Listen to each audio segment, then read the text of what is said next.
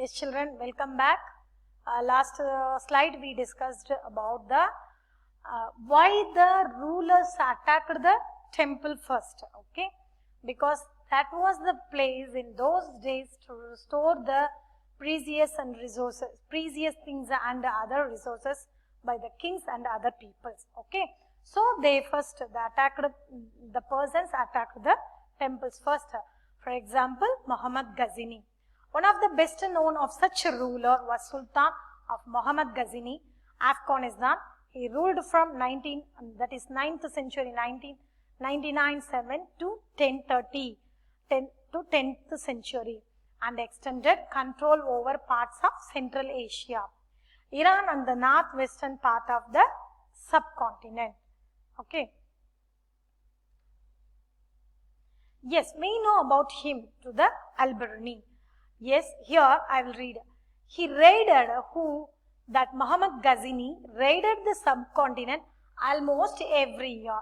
His targets were wealthy temples, including that of Somnath, Gujarat.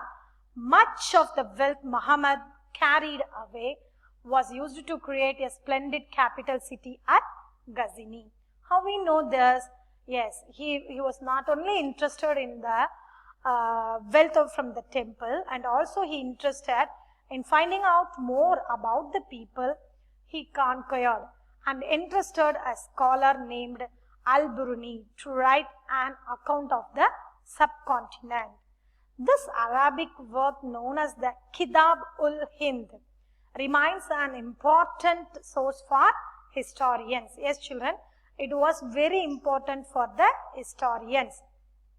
He consulted Sanskrit. For that, he consulted the Sanskrit scholars to prepare this account. What account? That Kitab-ul-Hind. Okay, in what language it was written? In Arabic. Other kings who engaged in warfare included the Chahamanas. Later they were called as Chauhans. Okay, who ruled over the regions around Delhi and Ajmer. They attempted to expand their control to the west and the east. They were opposed by the Chalukyas of Gujarat, that is Gahadavalas of western Uttar Pradesh. Chalukyas of Gujarat and Gahadavalas of western Uttar Pradesh. Here, the important king, the best known of Chahamana or Chauhan ruler, Prithviraj III, that is Prithviraj III, in the 11th century, who defeated an Afghan ruler named Sultan Muhammad Ghori in 11th century, but lost him the very next year in the 1192. Okay, children. So we know about the Chauhans and Muhammad Ghazni. Muhammad Ghazni was the Afghan ruler who he raided the country, that is subcontinent, almost every year. He looted so many things from the wealthy temples. Okay. Yes, children. The next, Cholas. Okay. Vijayalaya Chola, who belonged, the Cholas, this group of people belonged from the South India. Okay. Now we are saying that is our part. Okay, Tamil Nadu. Vijayalaya Chola, who belonged to the ancient chiefly family of the Cholas from Orayur, captured the delta from the Muttarayar in the middle of the 9th century. Then he built the town of Tanjavur and a temple for goddess Nisimba Sudani at Tanjavur. His successors, such as King Raja Raja Chola and Rajendra Chola. Okay, Rajaraja I and Rajendra I was the most powerful kings in the Chola dynasty. They were the two great personalities mentioned by the historians in the Cholas dynasty. Okay, what are the important things they did in the Chola periods? A closer look to the Chola. Okay, listen. Splendid temples and bronze sculptures. Cholas were big temple builders. Tanjavur and Gangaikonda Cholapuram are architectural and sculptural marvels. Okay, yes, I will read. The big temples of Tanjavur and Gangaikonda Cholapuram, built by Rajaraja I and Rajendra I, are architectural and sculptural marvel. Yes. Then Chola temples became a center of settlements.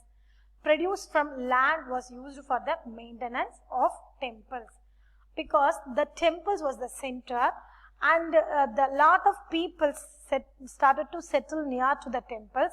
It brings the economic, social and cultural life among the people. Okay, temples became the center of the economic, social and cultural life.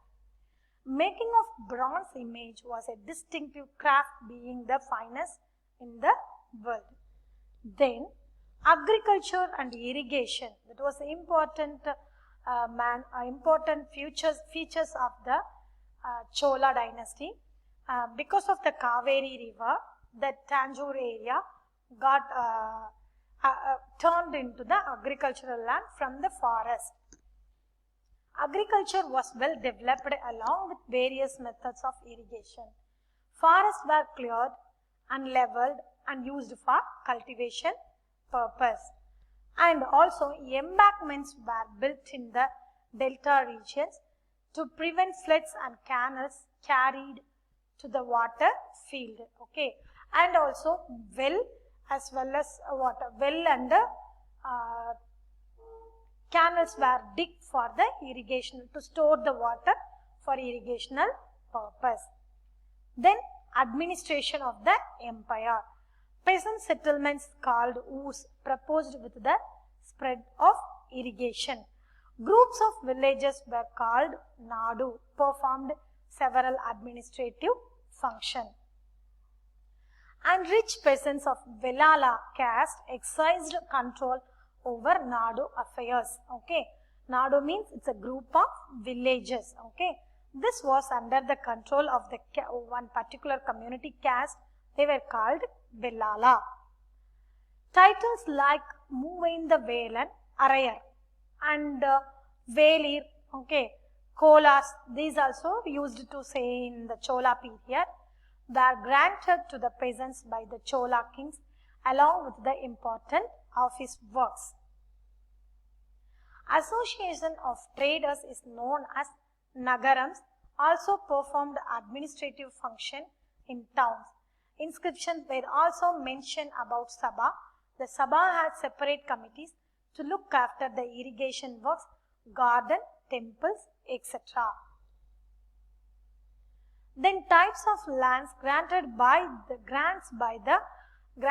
the Chola kings, okay, and in different names. Velan Vagai means land of non-Brahmanas area, properties. Then Brahmadeya means land gifted to Brahmanas, who by the kings. Then Shalabhoga means land for the maintenance of a school. Devadana means Tiruna Mattukkani, that means that land gifted to temples. Then Palli Chandam, that means that lands donated to the Jaina institutions. Yes, children, till this we completed the lesson. Okay, then another one is that is the Kudavolai system given by the Chola administration. We know about the Kudavolai system. The nominees' name were written in a palm leaf, they put in the mud pot. After that they asked to take a palm leaf from that mud pot by a small girl or a boy whose name got more times. That person is called as appointed for some other things. Okay, they also rules also, the eligibility for that also they were given in the Uttirameru inscriptions. Okay, children, so now that exercise we going to revise. Okay, so this full lesson we completed today, that new kings and kingdoms, emergence of new dynasties, administration of the kings, prasasti and land grants, warfare for wealth, and the a closer look to the Cholas. Okay, So let's recall. First one is the match the following.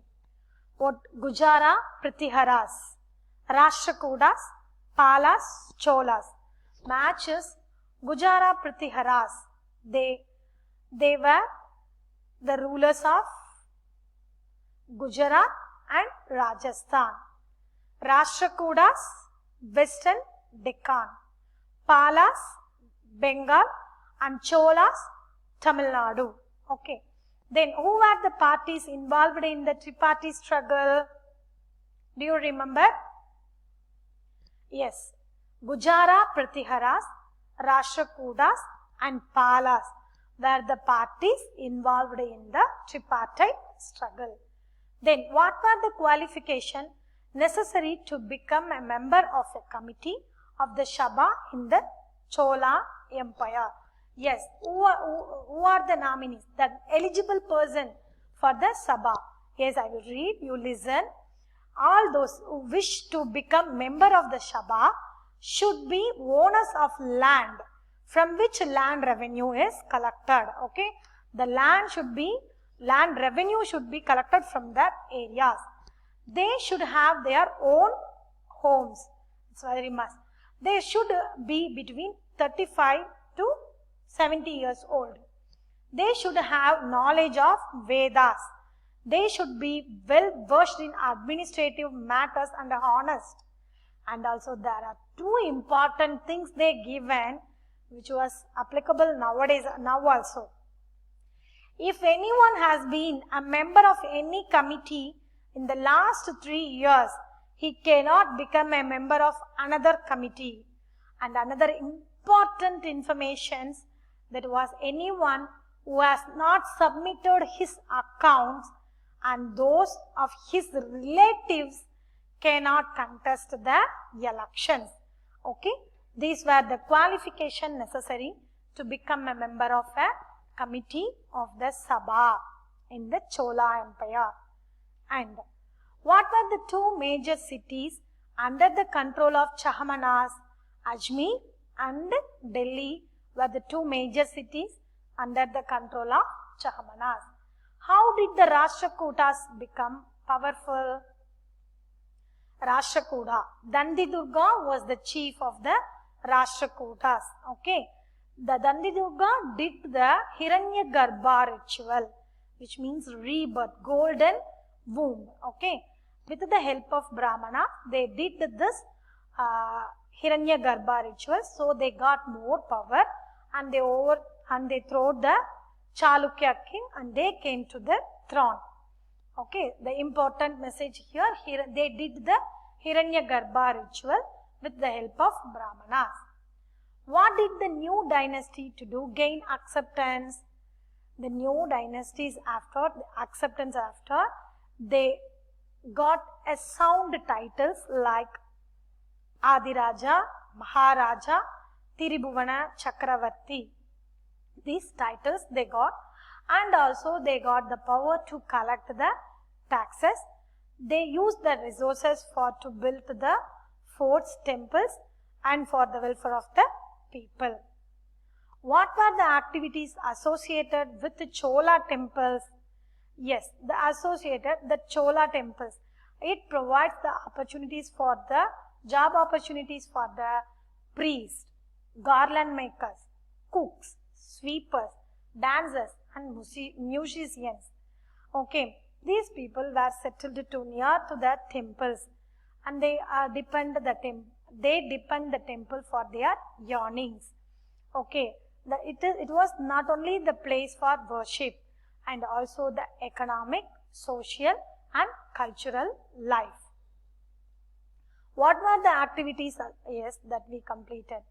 Yes, then contrast the election in Uttarameru with the present day Panchayat day elections, and compare the temple shown in the chapter with the present day temple in your neighborhood, highlighting any similarities and differences that you are noticed. Find out more about taxes that are collected at present, or these in cash, kind, or labor service. Yes, children, we completed this lesson today. Go through your book, try to answer all the activities. Thank you, children. Take care.